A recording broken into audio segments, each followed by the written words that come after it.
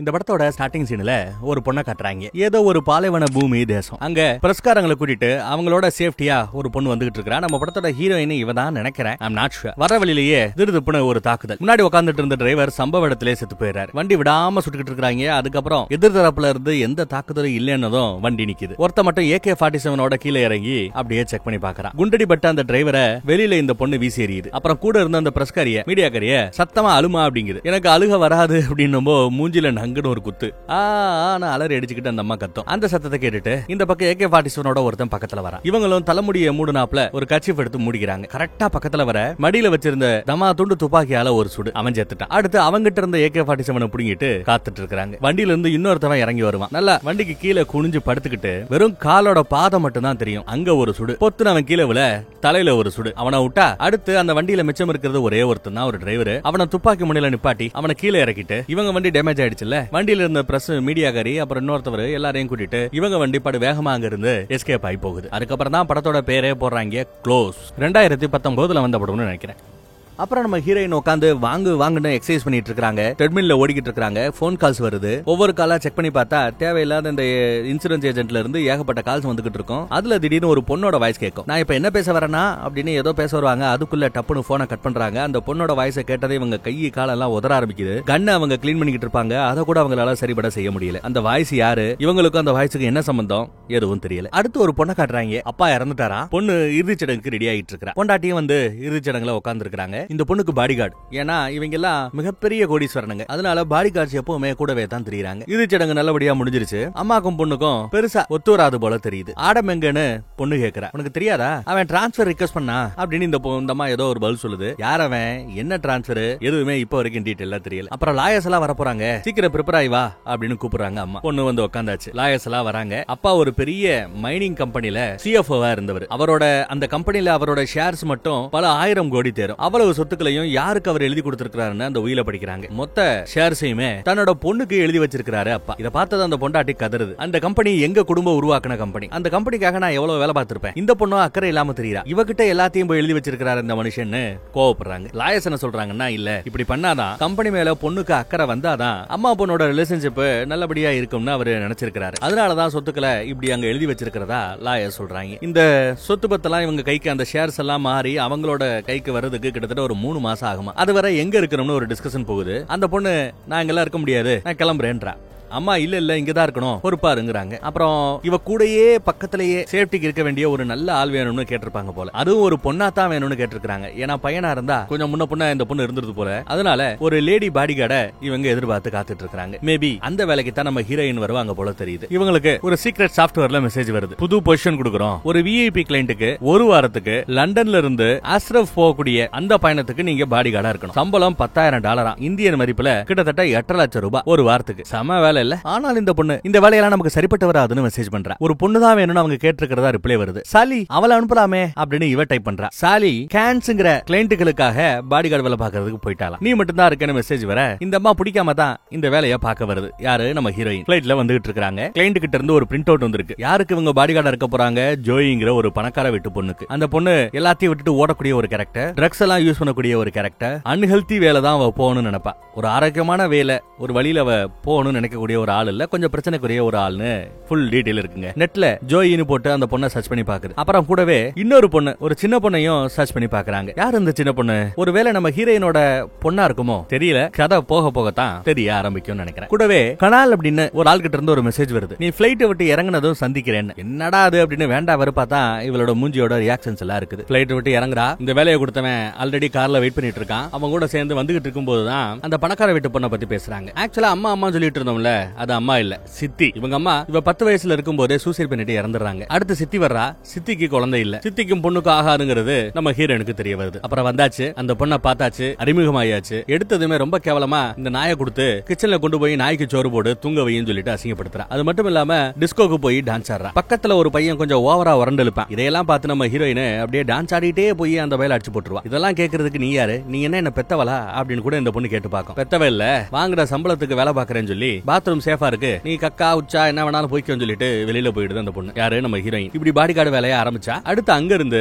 இவங்களோட சேஃப் ஹவுஸ்னு ஒன்னு இருக்கு, பாதுகாப்பான ஒரு இடமா. அந்த இடத்துக்கு இந்த பொண்ண ஒரு தனி விமானத்துல கூட்டு வராங்க. வர வழியில ஒருத்தருக்கு ஒருத்தர் இவங்க பேசிக்கிறாங்க, பழகிக்கிறாங்க. இங்க வந்து இறங்கினா பிளைட்ல இல்ல ஹெலிகாப்டர்ல வராங்க. இவங்களுக்கு தனி ஹெலிபேட் இங்க போட்டுருக்கு. வீட்டுல வந்து இறங்கியாச்சு. வீடு முழுக்க சிசிடிவி கேமரா, செக்யூரிட்டிஸ் எல்லாம் இருக்காங்க. ஆனா வழக்கத்தை விட கொஞ்சம் எண்ணிக்கையில கம்மியா தான் இருக்காங்க. வீட்டுல ஒரு கண்ட்ரோல் ரூம் இருக்கும். அங்க இருந்து எல்லாத்தையுமே அவங்களால பார்க்க முடியும், கண்ட்ரோல் பண்ண முடியும். அங்க ஒரு தாடிக்காரர் வேலை வைப்பார், முக்கியமான ஆள் போல, மேனேஜர் மாதிரி வச்சுக்கோங்களேன். அவரு நம்ம ஹீரோயின் வந்ததுமே உங்க 7 நாள் வேலை முடிஞ்சிருச்சு, உங்களுக்காக இப்போ கார் காத்துட்டு இருக்கு, நீங்க கிளம்பி போலான்னு வாப்ல. ஆனா அந்த பணக்கார வீட்டு பொண்ணும் இல்ல இவங்களுக்கு டியூட்டி முடிக்கிறதுக்கு இன்னும் 12 மணி நேரம் இருக்கு, காலையில 6 மணிக்கு தானே அவங்களுக்கு ஃபிளைட், காலைல வரைக்கும் இங்கே இருக்கட்டும் அப்படின்னு சொல்லிட்டு அந்த பணக்கார வீட்டு பொண்ணு. ஹீரோயின் சரின்னு சொல்லிட்டாங்க. அவங்களுக்கு ஒரு ரூம், நல்லா குளிச்சு முடிச்சிட்டு ட்ரெஸ் சேஞ்ச் பண்ணிட்டு இந்த பக்கம் வந்தா பணக்கார வீட்டு பொண்ணும் அவங்க பெட்ரூம் உட்பட சிசிடிவி இருக்கும், எல்லாத்தையும் அவகிட்ட ஒரு ரிமோட் கண்ட்ரோல் இருக்கும், அதை வச்சு ஆஃப் பண்ணிடுறா. கண்ட்ரோல் ரூம் பக்கம் வந்து சேஃப்டி விஷயங்கள் எல்லாம் எப்படி இருக்குன்னு நம்ம ஹீரோயின் பாப்பாங்க. சிசிடிவில எல்லாத்தையும் இங்க வாட்ச் பண்றது தெரியும். நான் குளிக்கிறத கூட இப்படி தான் பாத்தீங்களாடா அப்படின்னு கூட திட்டுவாங்க. ஆனா வழக்கத்தை விட ஏன் எண்ணிக்கையில ரொம்ப கம்மியான ஆட்கள் தான் இருக்காங்களே அப்படின்னு கேட்டா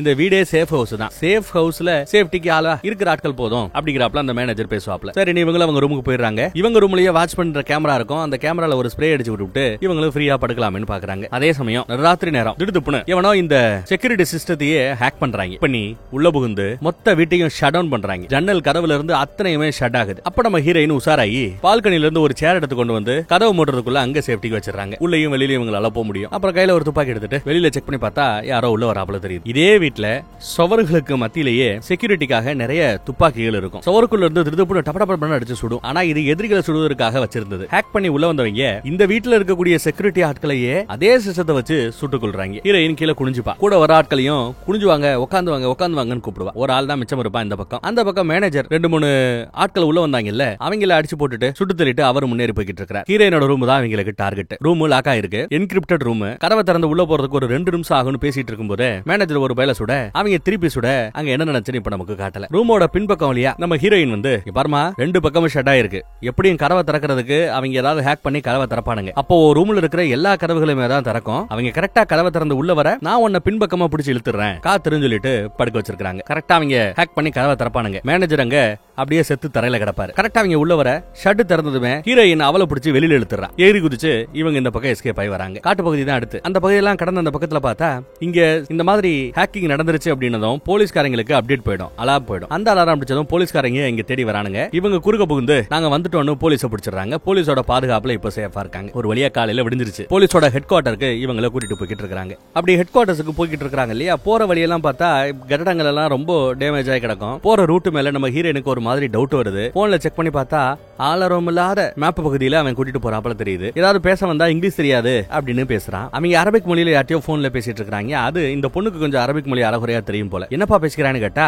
போலீஸ் ஹெட் குவார்ட்டருக்கு போகல, ஏதோ ஒரு அட்ரஸ் சொல்றாங்க, அந்த அட்ரஸுக்கு இவர் நம்மள கூட்டு போறாரு. அப்புறம் பணத்தை பத்தி ஏதோ பேசிக்கிறாங்கன்னு சொன்னதும் ஹீரோயின் புரிஞ்சுக்கிறா. பணத்துக்காக நம்மள போய் மாட்டிவிட பாக்குறாங்களேன்னு. அங்கேயே அந்த ஸ்ப்ரே மாதிரி இருக்கும், பூச்சி மருந்து ஸ்ப்ரே மாதிரி இருக்கும், அதையும் போலீஸ்காரன் வச்சிருப்பான். கூட்டி கழிச்சு பார்த்தா போலீஸ்காரங்க நம்மள மயக்கமடைய செஞ்சு கடத்திட்டு போக பாக்குறானுங்க அப்படின்னு புரிஞ்சுக்கிட்டு அதையே எடுத்து அவங்க மேலே அடிச்சு ஒருத்தவன் கையில குத்தி இன்னொருத்தன் மூஞ்சில அடிச்சு பின்னாடி இருந்தவனோட துப்பாக்கியை தட்டி விட்டுன்னு பயங்கர ரணங்களா ஆகும். அதுல ஒருத்தன் நம்ம ஹீரோனை சுட்டுக்குள்ள பாக்க அவனையே யாரோ சுட்டு கொண்டுறாங்க. யாருன்னு பார்த்தா கீழே விழுந்த துப்பாக்கி எடுத்து அந்த பொண்ணு தான் சுட்டு நம்ம ஹீரோயினை காப்பாத்தி இருக்காங்க. அப்புறம் ஒரே டிராபிக் ஜாம் ஆயிடும், சத்தத்துக்கிட்ட எல்லாம் தெரிச்சு ஓடுவாங்க. இவங்களும் இறங்கி ஓடுறாங்க. இந்த பக்கம் நியூஸ்ல என்ன சொல்றாங்கன்னா ஒரு லாட்ஜ்ல போய் இவங்க தங்கிடுவாங்க. அதுவும் பாஸ்போர்ட் எல்லாம் காமிக்காம எங்க திங்ஸ் எல்லாத்தையும் யாரையோ கொள்ளையடிச்சிட்டாங்க, எங்க கிட்ட எதுவுமே இல்ல, பாஸ்போர்ட் எல்லாம் இல்லன்னு சொல்லிட்டு ஒரு லாட்ஜ்ல தங்குறாங்க. நியூஸ்ல என்ன ஓடிக்கிட்டு இருக்குன்னா ஒரு போலீஸ்காரர் அந்த பொண்ணு கொலை பண்ணிட்டா, விசாரணைக்கு அவளை நாங்க தேடிக்கிட்டு இருக்கிறோம்னு நியூஸ் வருது. இந்த பக்கம் அந்த நியூஸ் கேட்டு அவளோட கம்பெனி இருக்குல்ல, கம்பெனி ஷேர் எல்லாம் டபடபன்னு இறங்குது. சித்திகாரிக்கு ஷேர் தான் மேட்டர். அதையே பார்த்து வருத்தப்பட்டுக்கிட்டு இருக்கா. ஒரு வழியா இவ போனை கொடுத்து சித்திக்கு பேச பேசினா சித்தி போன் எடுத்ததும் என்னடி நடக்குதுங்க,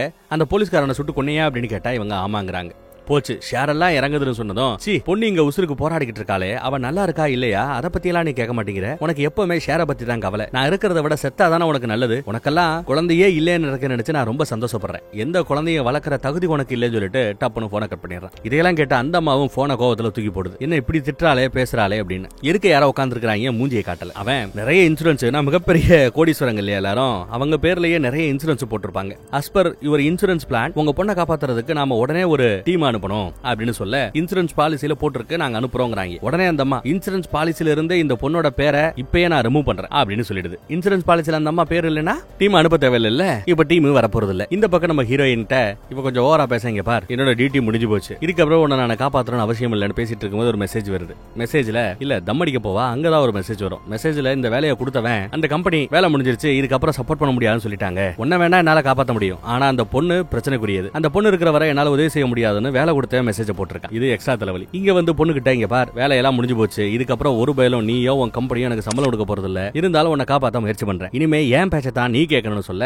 அந்த பொண்ணு சரின்னு ஒத்துக்குது. இந்த பக்கம் இவங்களோட கம்பெனியோட ஷேர் மடமடன்னு இறங்கிட்டு இருக்கு. கம்பெனி ஷேரை தூக்கி நிறுத்தணும். நிறைய மீடியா வேற இன்டர்வியூ கேட்கறாங்க, விவாத மேடைக்கெல்லாம் கூப்பிடுறாங்க. சித்தி தான் இப்ப இந்த கம்பெனியோட சிஇஓ. அவங்க போய் இன்டர்வியூ கொடுக்கறாங்க, விவாதத்துல பங்கெடுக்கிறாங்க. ஆங்கர் பேசிட்டு இருக்கா. ஒரு 6000 ஏக்கர் பாஸ்பரஸ் இருக்கக்கூடிய ஒரு மிகப்பெரிய இடத்தை விலைக்கு வாங்குறதுல இவங்க கம்பெனிக்கும் எதிர்த்தரப்பு கம்பெனிக்கு நடுவுல போட்டி இருக்கான். ரெண்டு கம்பெனியோட சிஇஓமே அங்க இருக்காங்க. இன்டர்வியூ எடுக்கிறமா கேக்குது, உங்க கம்பெனில பெரிய ஷேர் வச்சிருக்கக்கூடியவங்க உங்க பொண்ணு, அவங்க இப்ப ஒரு கொலை மேட்டர்ல மாட்டிக்கிட்டு முழிக்கிறாங்களே, இதனால கம்பெனி ஷேர் இறங்கிக்கிட்டு இருக்கு, என்ன நினைக்கிறீங்கன்னு கேட்டா, அவ என் பொண்ணு கிடையாது, ஸ்டெப் டாட்டர், நான் அவளுக்கு சித்தி தான், அவ என் கூட எந்த கான்டாக்ட் இது வரைக்கும் வச்சுக்கல, நானும் அவளை கான்டாக்ட் பண்ண விரும்பல, ஒரு கொலை சம்பந்தமான பிரச்சனையில அவ மாட்டிக்கிட்டு இருக்கிறதுனால அந்த கொலை அந்த விசாரணை இது எல்லாத்தையும் அவ ஃபேஸ் பண்ணணும், அது எல்லாம் அவளோட தனிப்பட்ட பிரச்சனை, அந்த பிரச்சனை எப்படி கம்பெனியை அஃபெக்ட் பண்ணுதுன்னு எனக்கு புரியலங்கறாங்க. எப்படி அஃபெக்ட் பண்ணுதுன்னா, மேஜர் ஷேர்ஸ் அவங்க அப்பா இறந்ததுனால அவருக்கு போயிருக்கு, அந்த பணக்கார வீட்டு பொண்ணுக்கு போயிருக்கு, அப்ப அது உங்க கம்பெனியை உங்க பிசினஸ் அஃபெக்ட் பண்ணத்தானே செய்யும் அப்படின்னு மீடியா கேட்டா, இல்ல அவ ஒண்ணு எங்க கம்பெனில எம்ப்ளாயி கிடையாது, எந்த பதவியிலையும் கிடையாது, ஏதோ சொத்து அவளுக்கு வருது,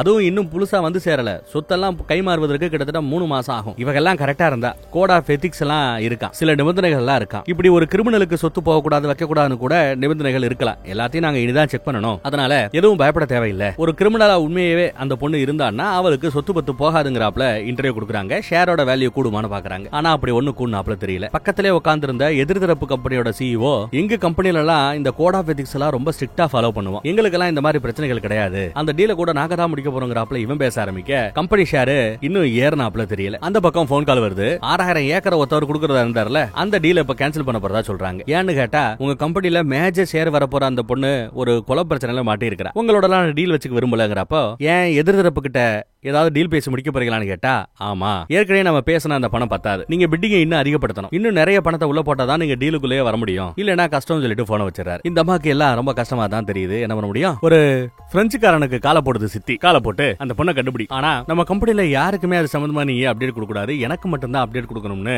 சித்தி பேசிருச்சு. அதே சமயம் இந்த பக்கம் ஹீரோயின் பொண்ணை ரெடி பண்ணிட்டு இருக்காங்க, தலையோட முடி கலரை கூட மாத்திராப்ல ஒரு விக்கு வச்சு ரெடி பண்ணிட்டு இருக்காங்க. இப்போ ஒருத்த வருவான், எனக்கு புருஷனாவும் உனக்கு அப்பனாவும் நடிப்பான், போலி பாஸ்போர்ட் ரெடி பண்ணிட்டு நம்ம இங்க இருந்து எஸ்கேப் ஆகணும்னு பேசிட்டு இருக்காங்க. வேண்டிய எல்லா வசதிகளையும் அந்த பொண்ணை பாதுகாக்கிற விஷயத்துல எல்லாம் சிறப்பா செஞ்சுக்கிட்டு இருக்கா, ரொம்ப மெனக்கறா. அதே சமயம் கீழ நியூஸ்ல அந்த பணக்கார வீட்டு பொண்ணோட போட்டோ எல்லாம் போட்டு தேடப்படும் குற்றவாளின்னு அறிவிச்சிட்டாங்க. அத கீழ இருக்கிற ஒரு அம்மா ஒரு ஹோட்டல்ல தங்கி இருக்காங்கல்ல லாட்ஜ்ல, அந்த அம்மா பாத்துருச்சு, யாருக்கு போட்டு கொடுக்க போதோ தெரியல. அங்க சேஃப் ஹவுஸ்ல ஒரு ஹெலிகாப்டர் வந்து இறங்குது, சித்தி தான் வந்திருக்காங்க, அந்த வீட்டை சுத்தி பார்வையிடுறாங்க, எங்க பார்த்தாலும் துப்பாக்கி தோட்டாக்களும் ஓட்டைகளும் ரத்தங்களும் சடலங்களும்னு ரொம்ப கொடூரமா கிடக்குது எல்லாம். ஏற்கனவே ஒரு பிரெஞ்சுக்காரனுக்கு போன போட்டாப்ல முழுக்கட்டின்னு இருந்தா அவன் தான் பிரெஞ்சுக்காரன் வந்து நிக்கிறான். பிரெஞ்சிலேயே இந்த பொண்ணு பேசுது, சித்தி பேசுறாங்க, எங்க வங்க அப்படின்னு தெரியல, தேடிட்டு இருக்கிறோம் அப்படி கொடுக்குறாங்க, கூடி சீக்கிரம் கண்டுபிடிச்சிருவோம், உங்க முன்னாடி கொண்டு வந்து நிறுத்துறோங்கிறான் பிரெஞ்சுக்காரன். அதே சமயம் அங்கிட்டு சொன்னபடி ஒருத்த வரான், யாருன்னு பார்த்தா நம்ம ஹீரோனுக்கு இந்த வேலையை கொடுத்து அனுப்பிச்சு வச்சிருந்தா பாத்தீங்களா, அவனே வரான், புருஷனாவும் அப்பனாவும் நடிக்கிறதுக்கு வரான். கொஞ்சம் தனியா பேசணும்னு சொல்லிட்டு ஹீரோயினை கூப்பிட்டு வெளியில கொண்டு போய், இதெல்லாம் தேவையில்லாத வேலை, நம்ம வேலை முடிஞ்சிருச்சுல நம்ம கிளம்பலாம், அந்த பொண்ணு தலைவலிங்கிறான். இந்த பொண்ணுக்கு உதவி பண்ணா அது ஓம் பொண்ணுக்கு உதவி பண்ணாப்ல தெரியுமா. இந்த மாதிரி ஹீரோயின் சம்பந்தப்பட்ட ஏதோ ஒரு பொண்ணை பத்தி பேச ஆரம்பிக்க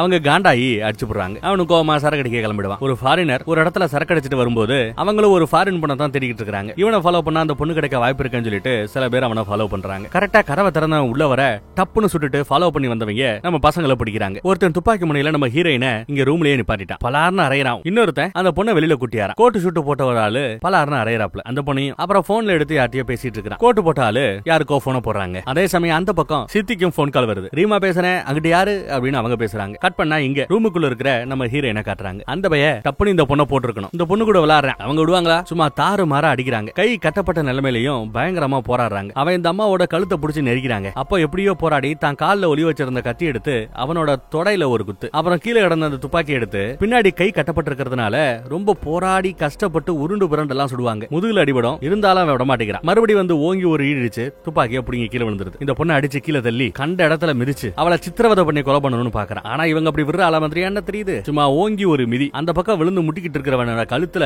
நங்குன்னு ஒரு குதி, கழுத்து முதுகெலும்பு நொறுங்கி சம்பவ இடத்துல அவன் செத்து போவான். அதே சமயம் இங்கிட்டு ஒரு வேனுக்குள்ள கொண்டு போய் அந்த பொண்ணை ஏத்துறாங்க. அந்த பொண்ணை அங்க கட்டி போட்டு அவகிட்டையும் ஒருத்தன் தப்பா நடக்க முயற்சி பண்றான். அவங்க அங்க இருந்த சங்கிலி அவனோட கழுத்துல போட்டு அப்படியே இருக்க பாக்குறாங்க.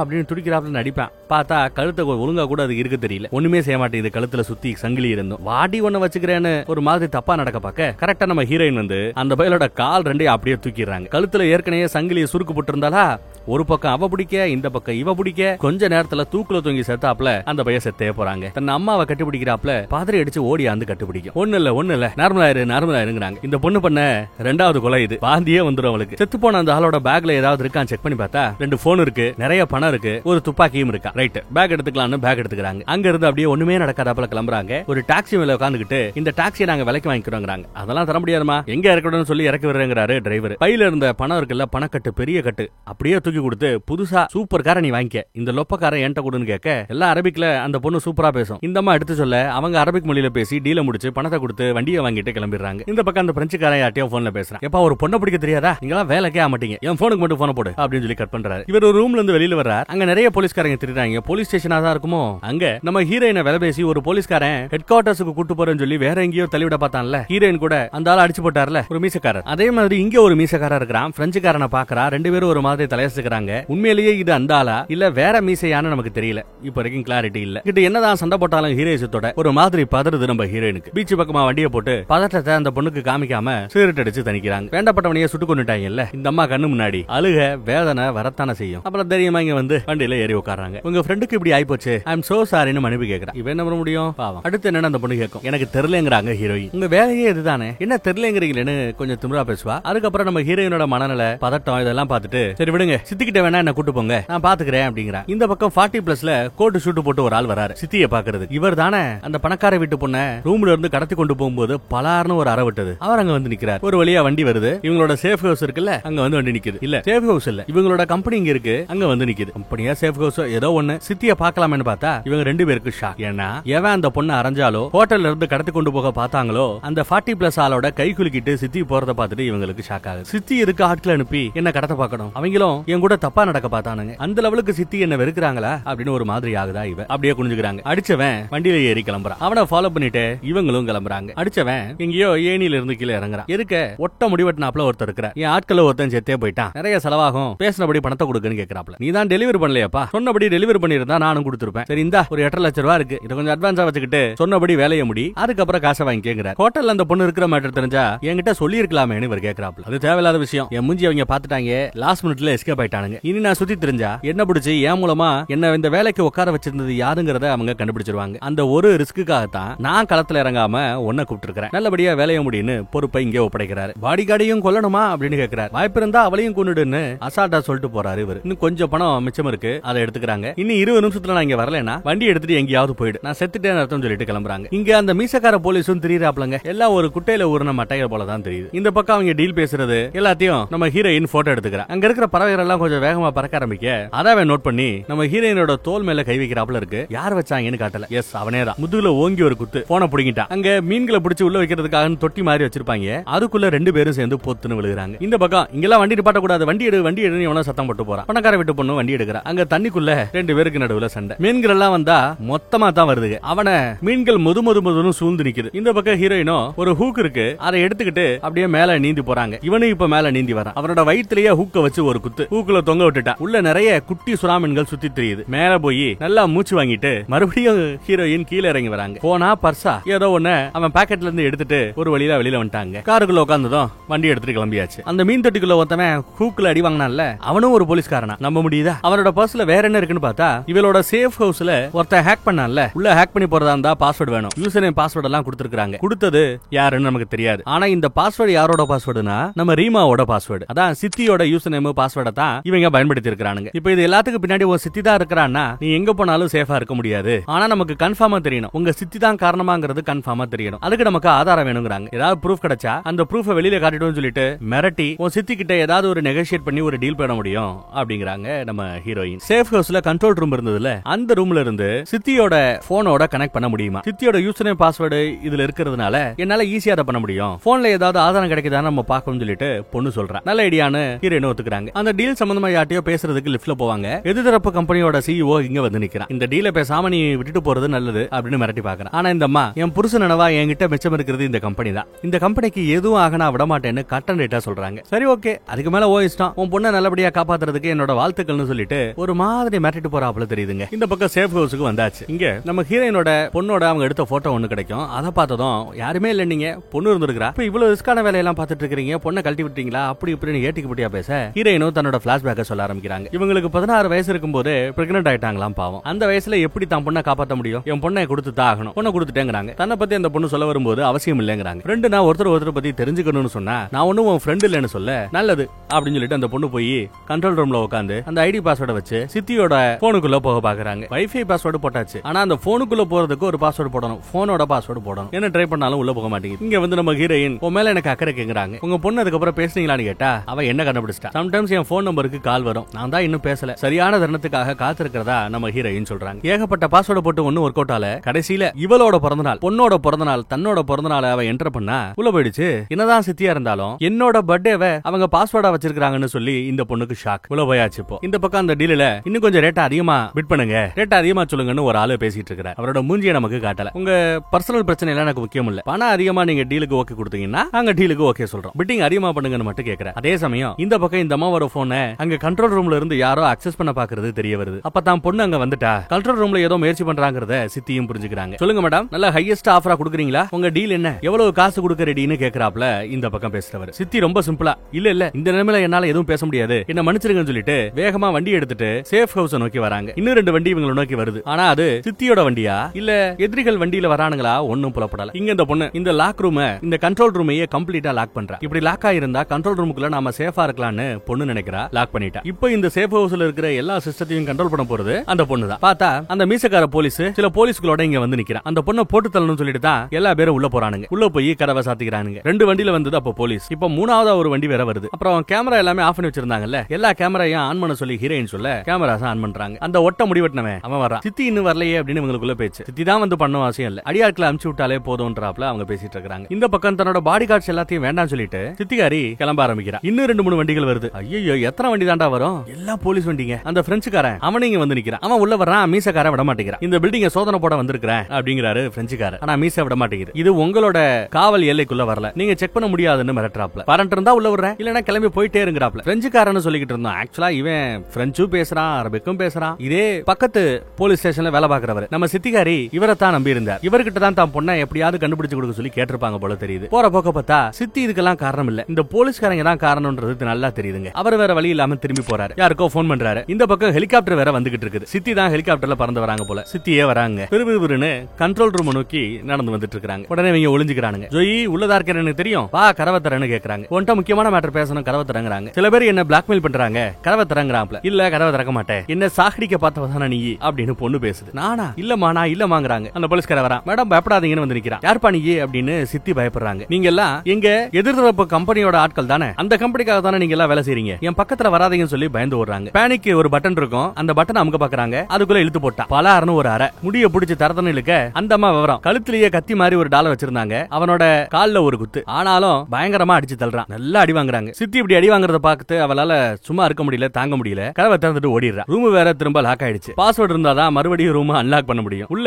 நம்ம ஹீரோயின் மாட்டிக்கிறாங்க. ஓடியாந்து அடிச்சிட்டு இருக்கிறவனோட முதுகுல ஏறி குதிக்கிறா. புடிச்சு கீழே தள்ளி விட்டு அவங்கிட்ட இருந்து துப்பாக்கியை வச்சு அவனையே சுட்டுட்டு சித்தியை காப்பாத்திடுறா. சூப்பர்ல. சுட்டு கொன்னுடு இங்க இருந்து ஹீரோயின் கத்துவாங்க. ஆனா அந்த பொண்ணு சுட்டு கொல்லல, அறகுறையா சுட்டு விட்டு வச்சிருக்கா. சித்தி எந்திரி எந்திரி, உதவி கேட்கலாம், எந்திரி எந்திரின்னு சொல்லிட்டு இருக்காங்க. கண்ட்ரோல் ரூம் திறக்கணும்னா பாஸ்வேர்ட் என்டர் பண்ணணும். சரியான பாஸ்வேர்ட் இவங்களுக்கு தெரியாது. அடுத்த ஒருத்தர் வேற வரா. உள்ள துப்பாக்கி மணியில அந்த பொண்ணை புடிச்சிட்டா. துப்பாக்கியை கொடுன்னு மீசா கேட்க இவளும் துப்பாக்கியை கொடுத்துறா. அந்த ரூம்ல இருக்கிற புகையை இவ ஆக்டிவேட் பண்ணி விட்டுறா. ஹீரோயின் அந்த ரூம் முழுக்க புகையா அப்படியே ஏறிட்டு இருக்கு. தான் பிறந்த நாளை தான் பாஸ்வேர்டா வச்சிருக்கிறதா அந்த பொண்ணு சொல்லுச்சு. பிறந்த நாள ஒரு பிரிண்ட் அவுட்ல இந்த வேலையை எடுக்கும் போது அவங்களுக்கு பிரிண்ட் அவுட் வந்திருக்கும். அந்த பிரிண்ட் அவுட்ல பர்த்டே பார்த்திருப்பா. கரெக்டா என்டர் பண்ண கதவை திறந்துகிட்டு அவங்க வெளியில வராங்க. இந்த பக்கம் சித்திய சுத்தி கொல்ல பாக்குறான். கழுத்துல ஒரு குத்து குத்திடுவா. திருப்பி இவன் அந்த பொண்ணைய சுட பாக்க கரெக்டா நம்ம ஹீரோயின் குறுக்க வந்து அவன் துப்பாக்கியை பிடிங்கி அவனையே சுட்டுறாங்க. இவங்களுக்கும் அடிபட்டு இருக்கும் கையில. இங்க வந்து எல்லா போலீஸுமே கெட்டவங்கன்னு சொல்லிட முடியாது. அந்த மீசக்காரன் இந்த ஒட்ட முடிவெட்டினவன் இவங்க தான் கெட்டவனுங்க. அதனாலதான் இவங்க மட்டும் உள்ள வந்து அந்த பொண்ணை போட்டு தலை பார்த்திருக்கானுங்க. எதிர்த்தரப்பு கம்பெனிக்காக வேலை பார்க்கிற கூட்டம், காசுக்காக இதெல்லாம் பண்ணக்கூடிய போலீஸ்காரங்க தான் இவனுங்க. ஒரு வழி அந்த பிரச்சனை எல்லாம் முடிச்சிட்டு இவங்க கேட்டுக்கிட்ட வராங்க. அதுக்குள்ள அந்த